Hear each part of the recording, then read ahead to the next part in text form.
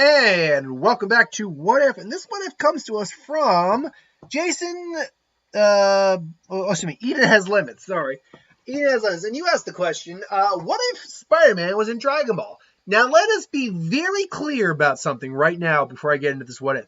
You asked, what if Spider-Man was in Dragon Ball? Not what if Spider-Man was a Z fighter. Those are two very different distinctions right there. Because having him be a Z fighter puts him very much at the forefront. But having him just be in Dragon Ball, hate to tell you this, it's not, it's still going to change some things, particularly later on in the series. But for the early stuff, for like Dragon Ball Z, early Dragon Ball Z, it's really not going to do much. Now, the reason I say that is because of this. Dragon Ball Z, it's not that Dragon Ball takes place in Japan per se. It takes place on Earth, but it's an Earth alternate to us. But it still has major stakes. I would imagine that Spider-Man, wherever he is still within the New York of this world. And he's still doing his thing. He probably has his rogues gallery, albeit a Dragon Ball version of them, but a rogues gallery nonetheless, minus Venom. Venom's not around in this because there's no evidence of symbiote species in that universe. But all of his other ones could exist. Lizard, Doc Ock, Scorpion, Green Goblin, all of them could theoretically exist. And he's busy handling them. And that's just it. So throughout all of Dragon Ball, he has no interest of participating in the tournament. The only thing he'd probably try to participate in is the defeat of King Piccolo. That's assuming that he's even in Dragon Ball and not instead in Dragon Ball Z. That's something we really need to take into consideration. Let's assume that he is roughly speaking the same age as Goku. That means that he would exist and literally born the exact same day as Goku. Let's say he and Goku are the exact same age from the get. So when Goku is fighting King Piccolo at the age of, how old was he when he fought King Piccolo? He was 12 when he fought in the first tournament. Go with Red Ribbon Army. He's probably, I think he's 13, 14. I think he's about 15 when he fights King Piccolo. That means Peter actually, when King Piccolo's around, hadn't been bit by the spider yet, roughly speaking. Peter Parker, 15 to 6. It all depends on what version you're looking at. But when I get technical, and it'd be my excuse for not why he doesn't try to stop King Piccolo, not that he really could, Spider-Man is not a planetary threat. King Piccolo is a planetary threat. He was able to kill Shenron, for God's sake, and he could literally raise a city without too much difficulty. It's amazing how many feats the low-level Dragon Ball Z characters could get away with. But it just shows you how powerful Dragon Ball Z characters actually were, or are. So even if he tried, he couldn't stop him. But no, for the sake of his own health, I'm going to say he didn't get bit by the spider until shortly after the King Piccolo stuff. So that means then you got the next World Martial Arts Tournament. That all goes without a hitch because now he's Spider-Man in his New York doing his thing. Well, when does Spider-Man frankly get involved? Get involved. It would not be with Raditz because Raditz, quite frankly, wasn't known to the whole world. That's just the way that was. Would it be with Nappa and Vegeta? See, here's the thing. Obviously, they were broadcasting that these aliens were here. But the problem is that they also broadcast the fact that Nappa, again, raised an entire city to go just with that. just with that. Like that motion. Just, hello, we're going to wreck your day. I sink their battleships and their whales. Anyway. So the thing is that because the World Martial Arts Tournament was a thing, and because we know about Goku and all that, because he was the World Martial Arts Champion then, because that stuff is televised too, I would have to assume that Spider-Man is at least aware of the existence of a couple of Z fighters. He's aware of the existence of Piccolo. He's aware of the existence of Goku, because they were the finalists. He's probably aware of Tien and Krillin, and maybe even has heard of Master Roshi. He's also aware that, yes, while he's physically powerful, he's not capable of destroying an entire city in the blink of an eye. He just doesn't have that power. So Spider-Man's got to weigh in. If he tries to help, will he really be able to help that much? And plus, he leaves New York at bet. He leaves New York defenseless. Again, his New York. Spider-Man has to make that choice. Does he get involved or does he not? Against Vegeta and Nappa, because they were able to get them away from the city, and fight them in the desert and keep them at bay, I'm going to say no. He didn't get involved with that fight. He also probably doesn't get involved with the androids at all. And the reason I say he doesn't get involved with the androids at all is because the androids he was never on their hit list. Like, as far as we know, Gero, he existed long after Gero. So Gero was never even made aware of him. Even though his little device is collecting DNA samples for Cell, that he was always following the Z-Fire. So he's not aware of Spider-Man at all. And the androids have no reason to go over to DB New York, if we will, or DBNY. Actually, that's a good one. DBNY. They have no reason to go to DBNY. Because, again, they really are only aware of the Z-Fires. Now, that being said, just like how Goku, Piccolo, and the others would get televised because of the martial arts tournament, I'm sure Spider-Man would get televised because of him being Spider-Man. And this would cause some awareness of him from the Z-Fighters. Not a huge amount, I think. But not that they are aware of his existence. So at some point, I imagine they would go to ask him for help with Cell. Once Cell arrives and is just, drinking people. Spider-Man, puts in questions like, I'm sorry, man, but it's not really my deal. Plus, he's like, we can really use all the help we can get. It's like, and Spider-Man's like, if I go, then New York gets left.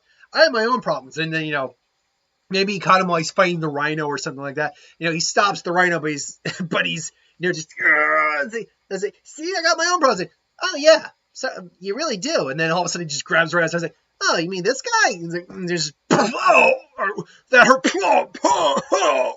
I give up. It's like, good. All right, so you want to come along? Actually, let's say Spider-Man was fighting the Sinister Six at the time. All the Sinister Six are just like, who is this guy? Like, Scorpion comes in, Goku just blocks and just kicks the crap out of the Sinister Six. Spider-Man's like, whoa, what have you been doing? Like, seriously, I'm doing the best I can trying to fight these guys. You just, took them out in one fell swoop. It's like, yeah, I mean, I kind of, deal with the more planetary, the bigger guys, the guys who can destroy the planet and stuff. So could you help us? I don't really know what I could do. And that's the big problem here, is that Spider-Man, for all of his strength, is really not a powerful character. He's actually not even that powerful a character in Marvel. One of the people I like to watch always comments about Spider-Man having the power of the gods. He really doesn't. He's got a lot of super strength. He does actually have somewhat of a healing factor, reflexes, Spider-Man, all that. He is a powerful character within his sphere of characters that he deals with. You take him to the greater Marvel universe. Hell, take him outside of New York City. He can best this portion of the X-Men in combat, but there's other characters that easily kick his ass. Storm would easily kick his ass. Black Panther, I think he'd even have a hard time with. He's beaten Wolverine, though I'd argue Wolverine theoretically could beat him as well. We're talking about a straight hand-to-hand match, too, with that. Wolverine might possibly be able to win. It's debatable. I'd still argue there's a chance, but still. Anyway, Storm, Gambit could probably beat him. Who else we got here? Apocalypse obviously is one. All the heavy hitters, he couldn't tackle any of even the mid heavy hitters. There's really no way he could beat Abomination or all. He's gone up against Juggernaut before and he beat him due to his surroundings, not because he beat him in a straight fight. But that did technically give him the win. He's gone against the Hulk. I don't think he's beaten him, but he's gone toe to toe with Hulk. Hercules, but all those guys, he can't really beat those guys. And most of those guys aren't even Planet Busters. Most of the Z fighters, even Krillin and Yamcha, probably the only one who isn't, quite frankly, is Chaozu. Just because Chaozu's abilities are psychic based, not more of power based, key based. Most, if not all, the Z fighters, by the time you get to the Cell games, are all Planet Busters, minimum. Krillin's a Planet Buster. Yamcha even has the power of a Planet Buster. Think on that for a second. Yamcha, probably the weakest minus Chaozu of the Z-Fighters. And yeah, I'm including Roshi in that. is a planet buster because Roshi, just in Dragon Ball alone, granted, he was in his buff form, which is vastly more superior power level wise than his, frail form. Roshi blew up the moon in Dragon Ball, for God's sake. And these guys are leagues beyond Roshi at that point. At least Roshi at that point. So, yeah, they're all Planet Busters, Ki Blast, all that. None of the villains that Spidey could really, are in Dragon Ball Z, there's none of the villains Spidey could really do anything against. In fact, if anything, he'd probably be making things worse. He couldn't stop Cell with his webbing. He's not, physically he is strong, but again, those guys are just well and truly beyond what he's capable of. I'll say this. Cell game, like Goku around time skip was only able to, Goku was only, roughly speaking, able to lift about 40 tons because we saw him training in the other world. But he was barely able to lift that. But then going Super Saiyan, obviously that multiplies his power 50 times. So now Spider-Man's actual limits are not quite known, but it's roughly speaking around, say, the 100-ton limit at maximum. So Goku just amplifying his strength 50 times just on that basis alone means he's well beyond any of Spider-Man's strength feats in terms of just sheer power. Because at that point, then he can lift about 2 million pounds or 2 million tons. Now that might put him somewhere more around like the human characters, but then there is the problem that once you got into the Cell games and beyond the Buu saga, the other characters just couldn't keep up. Now again, we're asking the question, what if he was in the Dragon Ball universe? Not what if he became a Z Fighter? Now, would he become a Z Fighter in this universe? Probably not. It's one of those things where he's just busy with his own stuff. Now, when trouble comes to Colin and they are begging him for his help, yes, I'm sure then he would help. Particularly, say, like Tournament of Power, where they needed that extra person because Boo went to sleep. And you know what? Let's actually fast forward all the way to the Tournament of Power because there really wouldn't be any drastic changes here at all because of the fact he just doesn't help. If he replaced Boo for Tournament of Power, you would not get Frieza, which is a big thing. He doesn't have any key attacks, but physically speaking, and having his spider sense and reflexes, it would be one of those things that he would probably be pretty valuable on the team because a lot of the fighters were not that powerful when you were looking at some of the universes. Let's quickly go down the roster. Universe 11 had the Pride Troopers, and they were strong. The heavy hitters, frankly, were Dispo, Topo, and Jiren, obviously.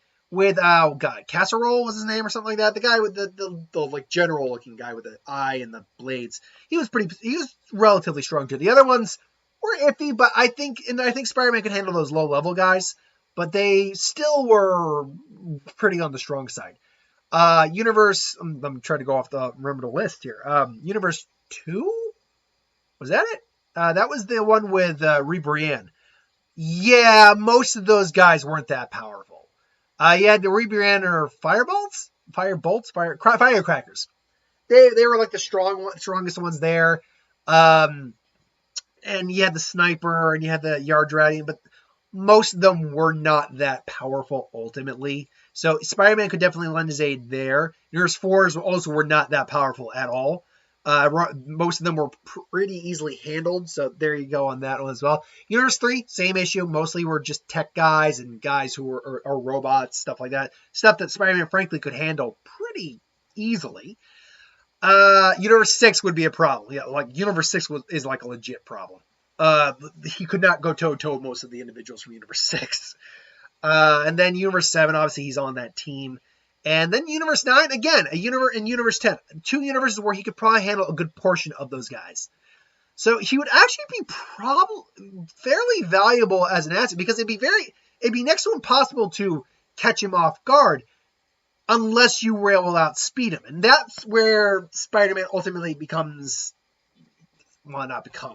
where he ultimately loses that is that physically speaking, he's stronger than probably a good chunk of the guys in the tournament.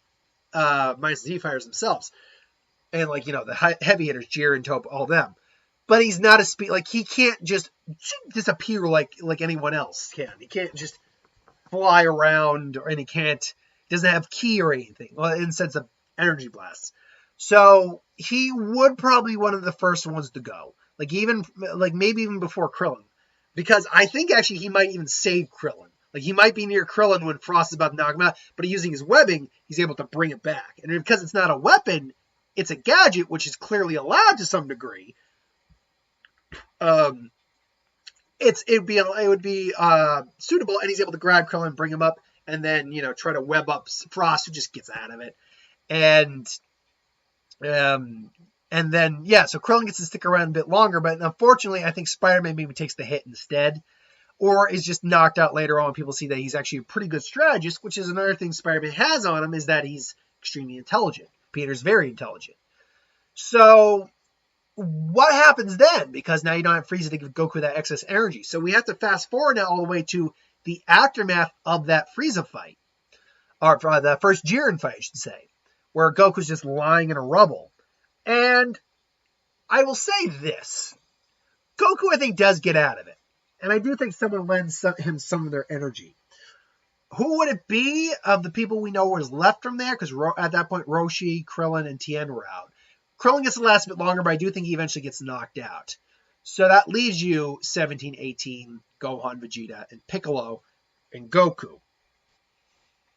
I will say that whoever is able to find him, it's probably Gohan. And then Gohan lends him some energy, gets him back up. And then that does pose a problem. Like most of it goes about the same again. But Frieza isn't there to be the one that knocks out Kaba. Kaba lasts a bit longer. Vegeta, I'd honestly say that maybe it's Piccolo knocks out Kaba, maybe Vegeta, who knows. Honestly, it'd probably be one of the twins, either 18 or 17, because they care less about it. And then 18 sacrifices herself. So you now have Piccolo, Gohan, Vegeta, and 17. Then Piccolo gets, also knocked out. Then you have... so basically, the big problem here is that when you get to the final guys, it'd be 17, Gohan, Vegeta, and Goku. No Frieza. But, thing here is that it was, if I remember correctly, it was 17 taking on Toppo to some degree, and then Gohan taking on Dispo. Dispo got pissed off for Frieza. I think Gohan would be able to end the match more decidedly because he's trying to win, whereas Frieza was a bit more coy and playful with Dispo, which pissed Dispo off. So I think you would get the match maybe ending a bit sooner there, but don't quote me on that. Which would then lead Gohan to go and help 17 with Toppo.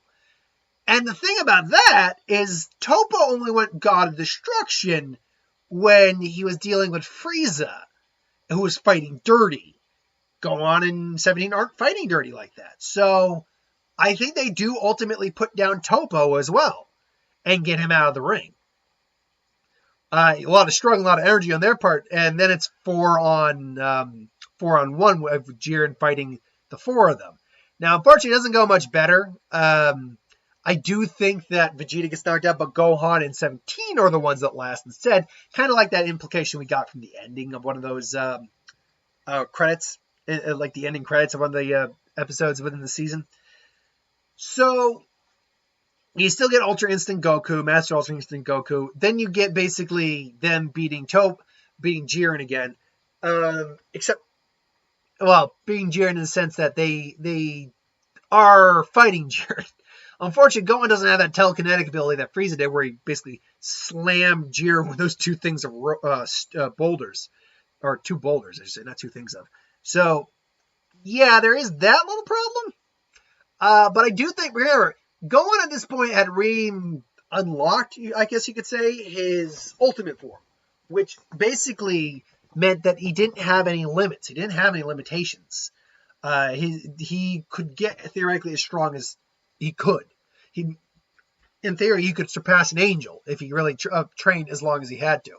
So the question is, how strong would he have been at this point, and would it have been enough to take on a weakened Jiren? The answer, I think, to that is yes, because we saw Frieza, who was also tired, even though he's in his golden form, taking on a weakened Jiren. So, and he doesn't have a tail to be stepped on and used as a punching bag like Jiren did for Frieza, so there's that little benefit as well. Ultimately, I do think they beat Jiren because due to the fact that I do think you still get that 17 blowing himself up moment.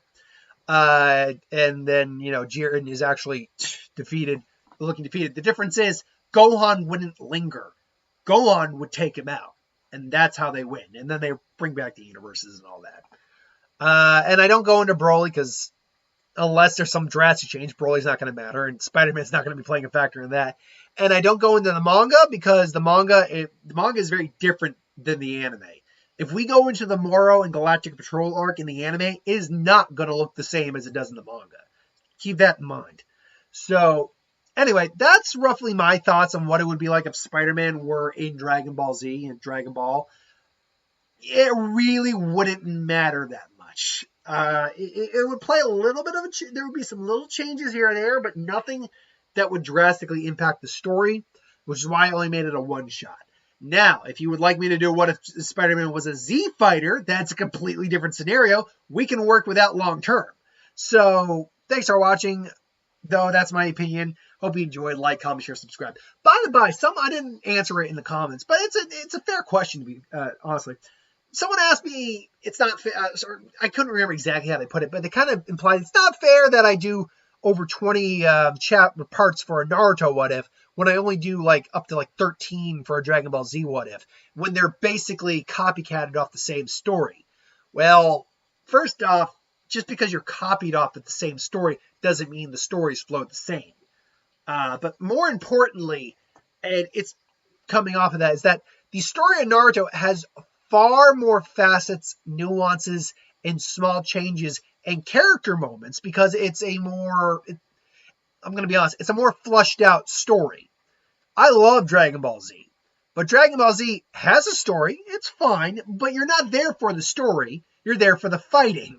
It's a fighting shonen. That is exactly what it was designed for. There's a story with it, sure, and there's characters with it, but it's not. But the difference is you don't go many chapters of Dragon Ball Z in the manga or Dragon Ball Super or whatever without there being some sort of combat. There are plenty of chapters of Naruto where it's just talking and story and other stuff before you get into any actual combat. So that's kind of the difference, that there's so many more changes that can occur with Naruto What Ifs than there do Dragon Ball What Ifs. So that's just the reason those tend to be shorter than the Naruto ones. They go as long as they go. If they are short, great. If they're long, great. I go as long as they go. But we're not getting into the Shippuden era of the Makoto one, so actually that implies that we all will be not done with it yet. Not by damn yet. Not by a stone's throw. We're not done yet. We've still got a good 5 or 6 chapters left in this thing. But we are. Anytime we get into Shippuden, it does start to speed up the process of ending the story. So again, 5 or 6, easy. Maybe more, could be a little less. Let's find out. It all depends on how far I get within each part. Till then, though, thanks for watching. I hope you enjoyed, and I'll see you next time. Oh, and click that bell if you want notifications. Later.